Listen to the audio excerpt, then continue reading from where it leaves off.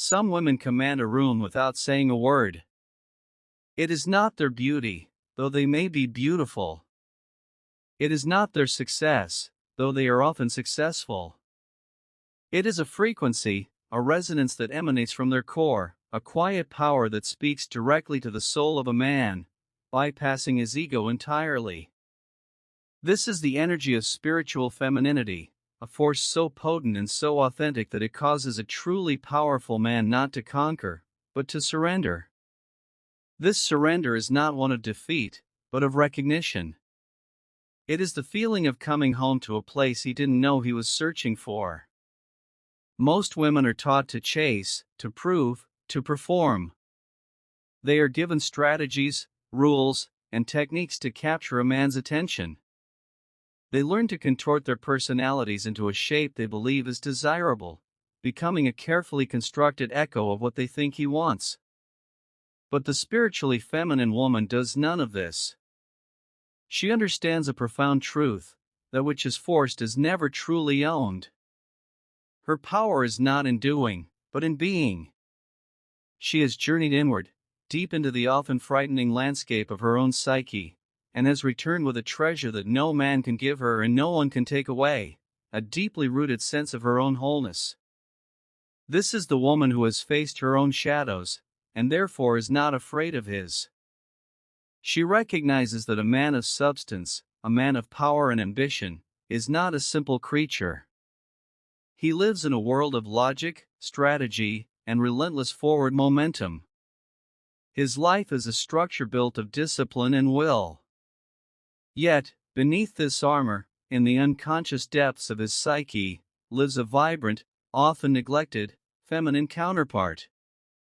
The great psychologist Carl Jung called this the Anima. The Anima is the man's inner woman, the archetype of the feminine that holds his capacity for relatedness, for intuition, for creativity, and for a connection to the soul. Most women, in their attempt to attract such a man, appeal to his ego. They praise his strength, admire his achievements, and reflect his power back to him. This is intoxicating for a time, but it only feeds the part of him that is already overdeveloped. It is like offering water to a man who is already drowning in the ocean.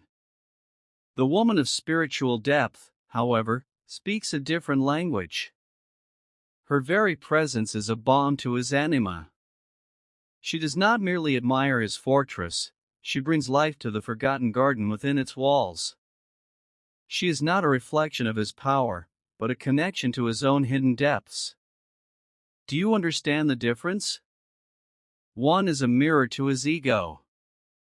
The other is a gateway to his soul. This connection is not forged through conversation about feelings or forced vulnerability.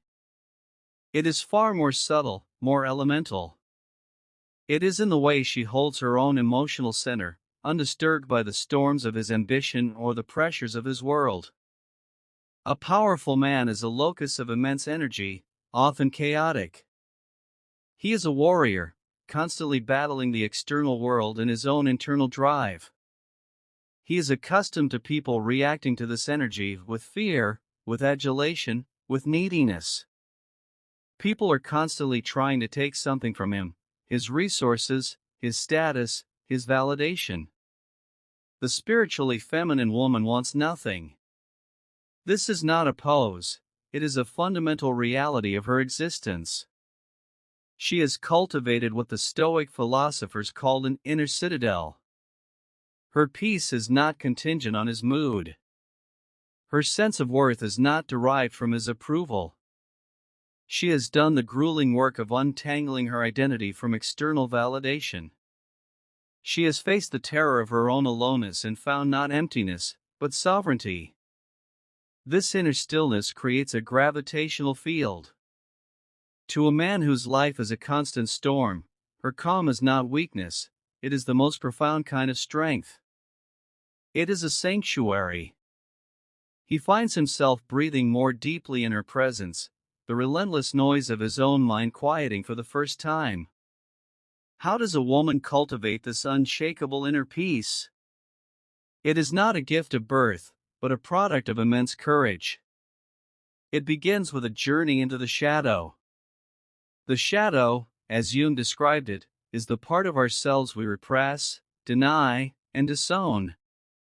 It is the repository of our unacceptable traits, our anger, our jealousy, our neediness, our fierce ambition, our so-called unfeminine power. The conventional woman spends her life running from this shadow. She fears that if a man saw her rage, her insecurity, or her raw hunger for life, he would be repulsed. So she wears a mask of perpetual agreeableness, of constant light and positivity. But this mask is fragile, and the energy required to maintain it creates a deep-seated anxiety. It also makes her fundamentally untrustworthy to a man's unconscious. He senses the performance, the inauthenticity. The spiritually feminine woman chooses a different path. She turns around and walks willingly into the darkness. She chooses to confront her own demons. Have you ever dared to sit with your own jealousy, not to judge it, but to understand what fear it is trying to protect you from? Have you allowed yourself to feel the full force of your own anger, to see it not as monstrous, but as a sacred expression of a boundary that has been violated? This is the work. It is brutal, and it is liberating. In doing this shadow work, she reclaims the lost pieces of her own soul. By integrating her anger, she discovers her boundaries. By embracing her ambition, she fuels her own life's purpose, independent of a man. By acknowledging her capacity for what she once deemed darkness, she becomes whole. A whole woman is not a good woman in the conventional, people-pleasing sense. She is a real woman. She has a dangerous edge, a hint of wildness that has been tamed not by suppression, but by conscious integration. This is what creates true authenticity. She is no longer acting from a script of what a woman should be. She is simply being who she is, in all her glorious, complex, and sometimes contradictory splendor. This wholeness is profoundly magnetic. A man of power is surrounded by projections. People project their needs, their desires, their father wounds, and their fantasies onto him. He becomes a symbol, not a person. But the woman who has integrated her shadow can see him clearly. She is not blinded by his power because she has owned her own. She is not intimidated by his darkness because she is intimate with hers. She sees the man behind the myth, and this act of clear seeing is a profound gift. It allows him to finally lay down his sword and shield, to be seen not for what he does, but for who he is. This process of inner work fundamentally rewrites her relationship with desire and attachment. The woman operating from her wound, from her unexamined shadow, desires a man to complete her. He is the missing piece, the answer to a question she cannot articulate. Her attraction is rooted in need, a desperate hunger for validation, security, or identity. This neediness emits a frequency of scarcity, a subtle desperation that a high-value man can sense from a mile away. It feels like a cage, a future obligation, a psychic weight. The woman anchored in her spiritual femininity desires a man not to complete her, but to share in her completeness. The foundation is entirely different. It shifts from "I need you to be whole" to "I am whole, and I would be delighted to share my world with yours." Do you feel the energetic difference? One is a plea, the other is an invitation. The Stoic philosopher Epictetus taught the dichotomy of control, the wisdom to know the difference between what we can control and what we cannot. The wounded woman tries to control the man, his feelings, his commitment, his behavior. This is a battle she will always lose, and it will destroy her peace. The integrated woman focuses only on what she can control, her own thoughts, her own responses, her own inner state. Her focus is not on getting him, but on becoming herself. This sovereign state of being creates what seems like a paradox to the outside world. By releasing the desperate need for a man's commitment, she inspires it. By detaching from the outcome of the relationship, she makes herself the most desirable outcome. This is not a manipulative tactic. It is the natural law of energy dynamics. A man of purpose is on a mission. He is moving forward, building, creating. The last thing he wants is a dead weight, an emotional anchor holding him back. A woman rooted in need is such an anchor. A woman rooted in her own purpose is a second engine on the ship. She has her own direction, her own passions, her own life that fascinates and fulfills her. The relationship is not the center of her universe. It is a beautiful star within her expansive galaxy. This inspires a man's deepest respect. He does not feel responsible for her happiness, a burden that crushes masculine energy. Instead, he feels free to be her partner, her champion, her equal. He wants to be in her world not because she needs him to be, but because her world is a compelling place to be. She is not waiting by the phone, she is composing a symphony, building a business, or finding God in a quiet forest. Her life is already a masterpiece. His presence is simply a welcome addition to the gallery. Consider the nature of projection. In the early stages of attraction, a man does not see the woman for who she truly is. He projects the image of his own anima, his unconscious feminine ideal, onto her. He falls in love with a reflection of his own soul.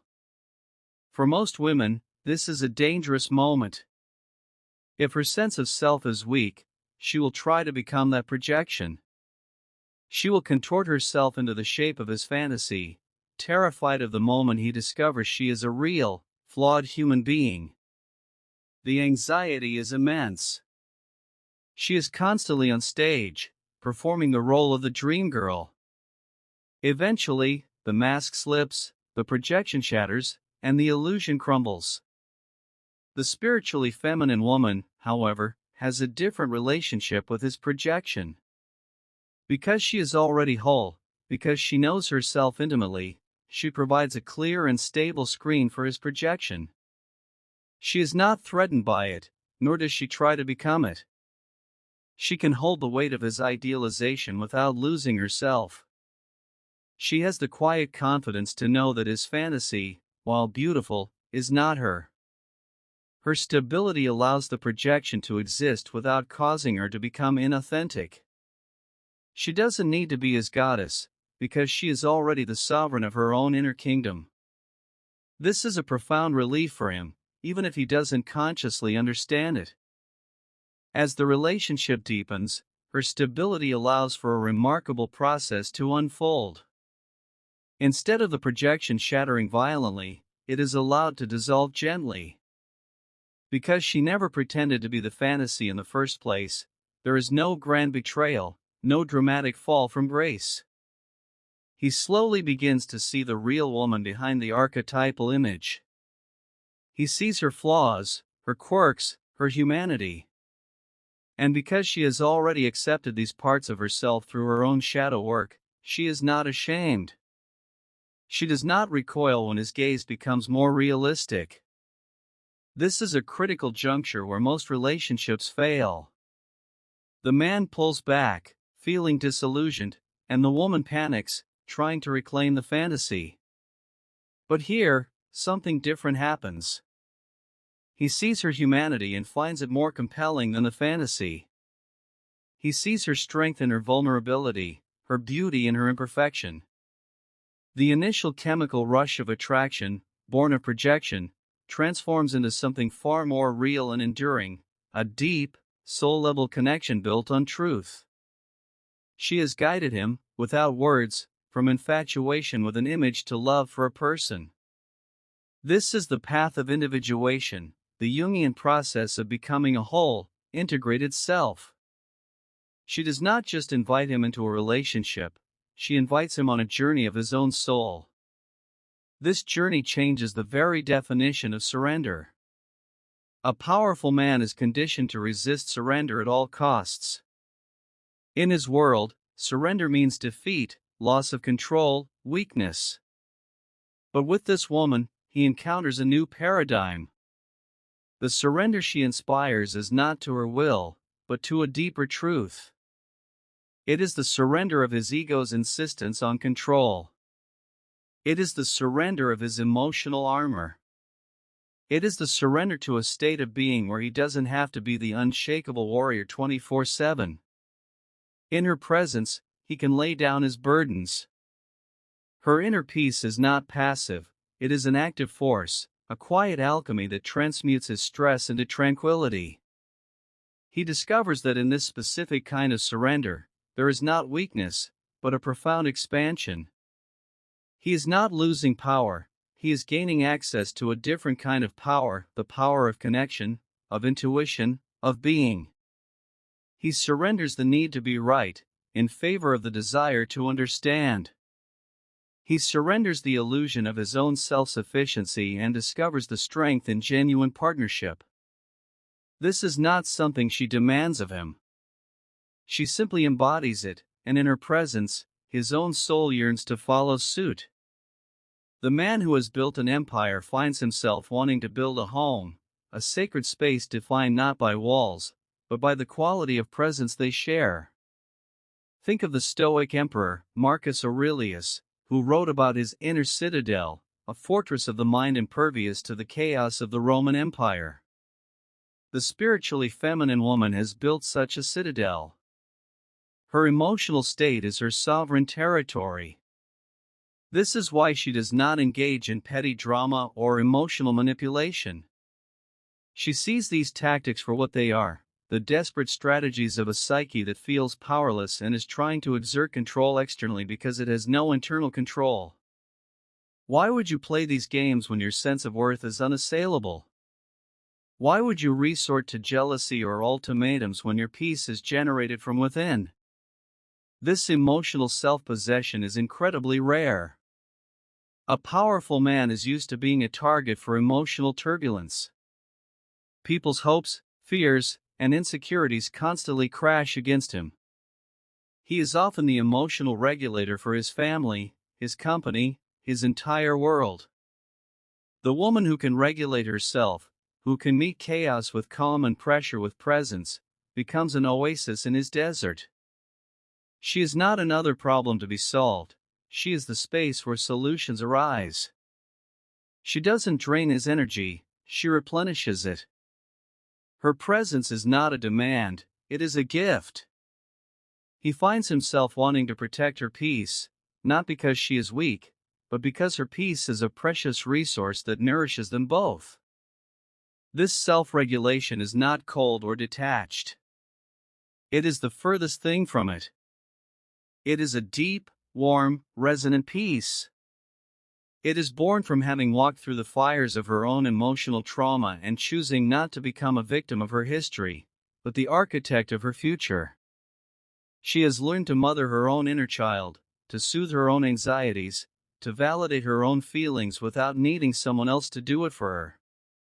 This is the essence of emotional maturity. When she feels a wave of fear or insecurity, she does not immediately project it onto him, demanding reassurance. Instead, she turns inward. She asks herself, what is this feeling telling me? What part of me needs attention? She takes responsibility for her own emotional weather. This allows for a kind of clean, clear communication that is almost impossible in relationships based on codependency. When she does express a concern, it is not an accusation or a desperate plea. It is a calm, clear statement of her reality, offered for connection, not for control. A conscious man finds this unbelievably refreshing. He doesn't have to navigate a minefield of unspoken expectations and emotional tripwires. He can trust her words because they are aligned with her inner state. The relationship becomes a space of radical honesty and profound safety. This emotional sovereignty also allows her to embrace her own feminine radiance without apology. Feminine energy, in its true essence, is receptive, intuitive, and flowing. It is the energy of being rather than doing. In a world that prizes masculine hustle culture, many women have suppressed this part of themselves, believing it to be a form of weakness. They have adopted a hard, brittle, pseudo-masculine shell to compete and survive. The spiritually integrated woman understands that true feminine energy is not weak, it is a different kind of power. It is the power of the river that carves the canyon not through force, but through persistent, gentle flow. She allows herself to be soft without being a doormat. She allows herself to be receptive without being passive. She reclaims her intuition as a valid form of intelligence. She finds joy in her creativity, in her connection to nature, in the beauty of the present moment. She is not rushing to the next goalpost. She can savor a cup of tea, a conversation, a sunset, with her full presence. For a man trapped on the hamster wheel of endless achievement, her ability to simply be is a mesmerizing and healing force. She reminds him of a part of life he has forgotten, a part his soul desperately craves. She gives him permission to rest, to play, to connect with the non-linear, intuitive wisdom of his own heart. This is not about becoming a goddess in some abstract, New Age sense. It is far more grounded, more embodied. It is about the sacred union of the spiritual and the earthly. She has her head in the stars and her feet planted firmly on the ground. She is not floating on a cloud of toxic positivity, she is deeply engaged with the messy, beautiful, painful reality of life. She can discuss philosophy and then laugh at a stupid joke. She can hold space for his deepest fears and then challenge him on his excuses. She has integrated the archetypes of the virgin, the mother, the crone, and the wild woman within her. She is nurturing and she is fierce. She is wise and she is playful. She is not one-dimensional. This complexity is what makes her endlessly fascinating. A man of intellect and substance is easily bored by a predictable personality. He craves depth and mystery. The woman who is on a path of individuation is a living mystery, constantly evolving, constantly becoming more of herself. He can never fully figure her out, not because she is being deliberately enigmatic, but because she is a sovereign being on an infinite inner journey. Her growth inspires his own. Their relationship becomes a dynamic dance of two evolving souls, pushing each other, challenging each other, and celebrating each other's expansion. Let's be clear, this state of being is not a performance to attract a man. It is the result of a profound commitment to one's own liberation. The attraction is a byproduct, a beautiful consequence of a woman who has chosen to free herself from the prison of external validation. You must ask yourself, are you doing this work to get a man, or are you doing it to get yourself? If the motive is to get a man, you are still in the trap. You are still making him the prize, the center of your universe. The work will be tainted by a subtle neediness, an attachment to the outcome that will poison the well. The true path requires a radical shift. The prize is you. Your peace is the prize. Your freedom is the prize. Your connection to your own soul is the prize. The man who is worthy of you will be a man who recognizes the value of that prize and wishes to honor it, not possess it. He will be drawn to your freedom, not because he wants to cage it, but because your freedom inspires his own. He will see the light of your self-realized soul and recognize it as a reflection of his own highest potential. This is the sacred meeting of two whole individuals. Anything less is a negotiation of two half-people, each trying to get the other to fill their own emptiness.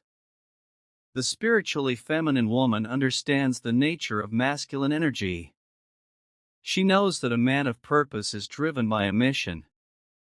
This mission is, in many ways, his spiritual path. It is the crucible in which he forges his character. She does not see his mission as a threat or a competitor for his attention. She sees it as the expression of his soul in the world. She respects it, honors it, and gives it space to breathe. She does not try to pull him away from his purpose and make her his purpose. This is a fatal mistake that many women make. They try to become the center of his world, and in doing so, they inadvertently try to break the very spine of the man they were attracted to in the first place. He was attractive because of his drive, his focus, his unwavering commitment to his path.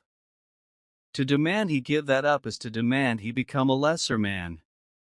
The woman who walks in her own power understands this implicitly. She is busy with her own mission, so she is not threatened by his. She can be his greatest cheerleader, not because she needs his success for her own identity, but because she genuinely celebrates his self-actualization.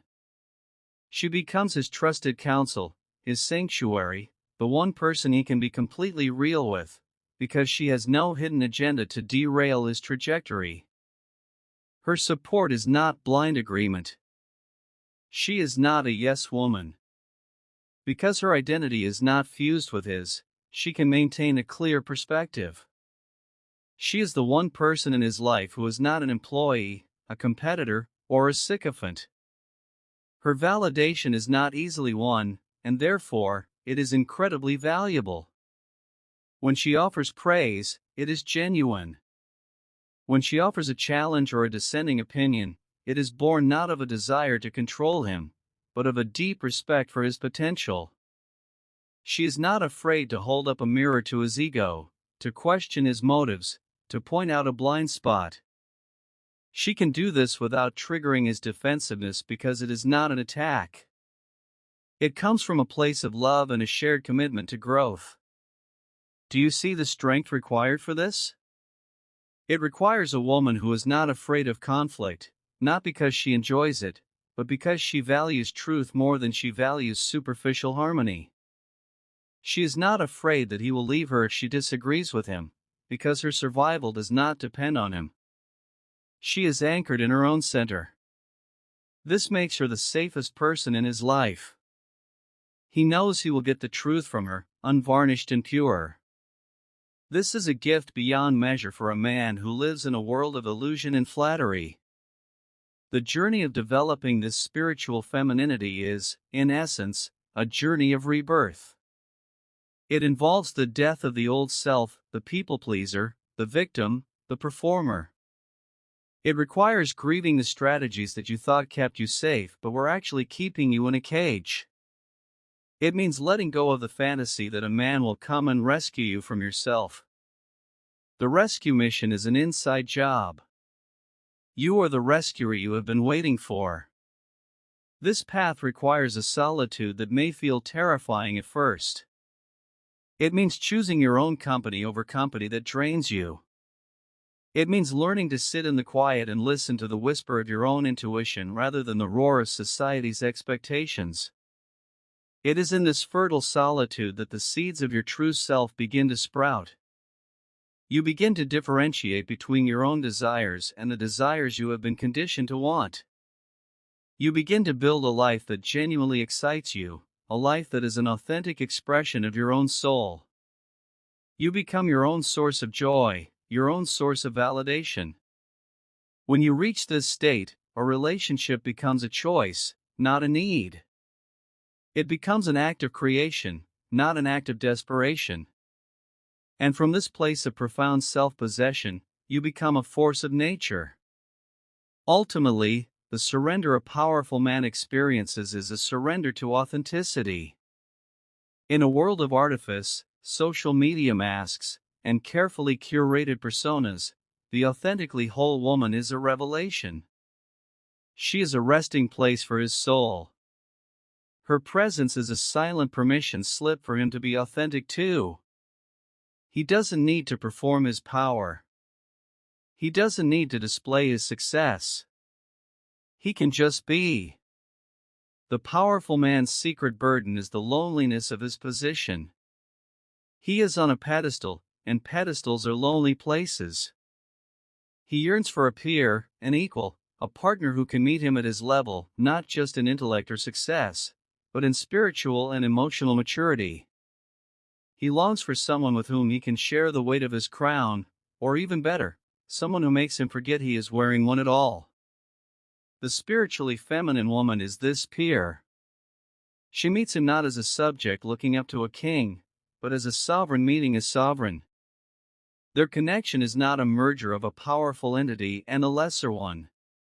It is an alliance of two kingdoms, each with its own riches, its own culture, its own inner strength. And in that sacred alliance, both are expanded, both are deepened, and both are made more truly themselves. This journey culminates in a state of enlightened detachment. It is not the cold, indifferent detachment of someone who does not care. It is the warm, liberating detachment of someone who cares deeply but is not attached to a specific outcome.